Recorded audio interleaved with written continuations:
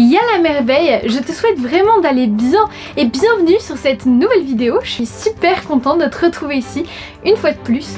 Et aujourd'hui on se retrouve pour une nouvelle vidéo sur ma série des différentes formes de prière et on va parler de l'Esprit Saint.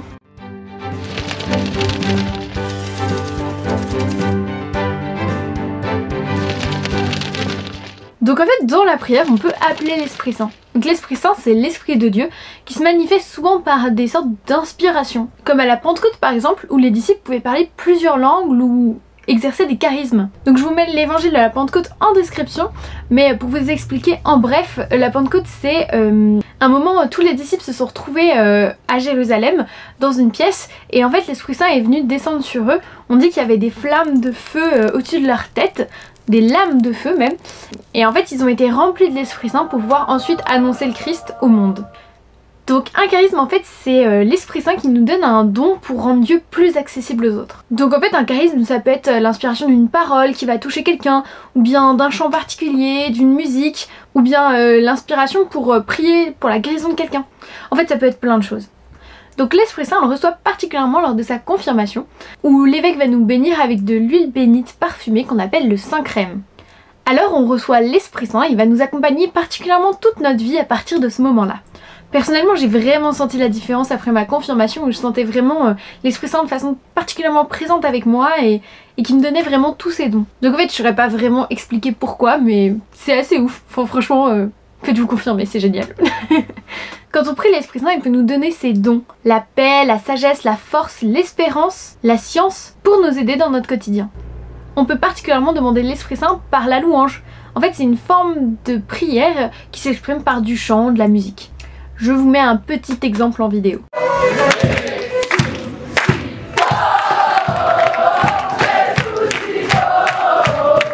En fait ça peut être très calme mais aussi hyper péchu. Personnellement c'est la forme de prière où je me sens le plus proche de Dieu. Il peut exister plein de styles de musique différents. Donc je vous remets dans le petit juste là les 10 groupes de musique que je préfère. Si ça peut vous aider dans la louange. Donc il y a des groupes de louange et puis il y a des groupes simplement d'évangélisation. Enfin vous pouvez trouver un petit peu de tout. En tout cas voilà, si vous voulez voir cette vidéo, ça vous intéresse de connaître plus de groupes de musique catho, bah n'hésitez pas. Et puis on peut aussi prier avec l'Esprit Saint à travers le chant en langue.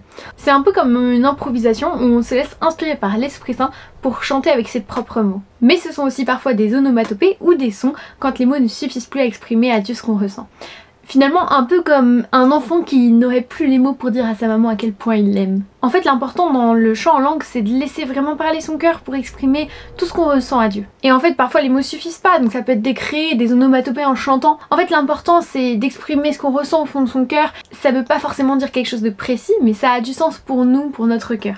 Et en fait c'est ça l'important. Finalement c'est une forme d'art comme l'art abstrait. En fait c'est assez libérateur et c'est plutôt génial d'avoir ce langage possible avec Dieu parce que lui il comprend vraiment ce qu'on ressent au fond de nous. Si vous allez dans certaines manifestations chrétiennes, donc ça peut être des week-ends jeunes, des sessions, des pèlerinages, vous pourrez voir certains charismes qui sont exercés. Il y a des communautés plus ou moins charismatiques, par exemple la communauté de l'Emmanuel qui exerce pas mal de charismes.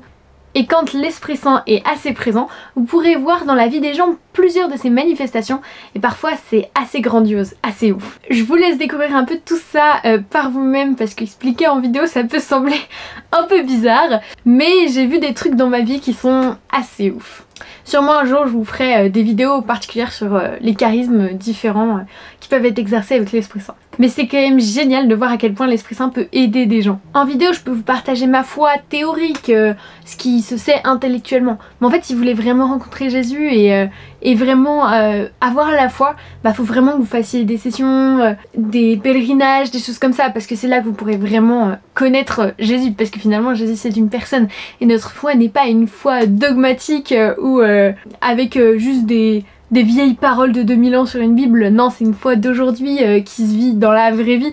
Pour l'expérimenter, il y a besoin d'aller dans des lieux où on peut faire ça, donc dans des week-ends jeunes, des sessions, etc. Enfin vraiment trouver des lieux où vous pouvez vous faire porter par la prière des autres et faire cette rencontre avec la personne qu'est Jésus. Parce que c'est assez incomparable entre mes petites théories que j'explique sur mes vidéos et puis rencontrer Jésus en vrai. Moi c'est juste une aide en plus on va dire, pour approfondir si jamais ça vous intéresse. Ou pour vous initier.